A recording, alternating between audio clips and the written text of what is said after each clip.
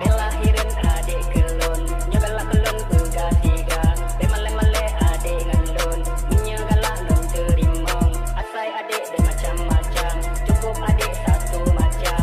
Bela adik you blow jajan, karena anak cukup uang.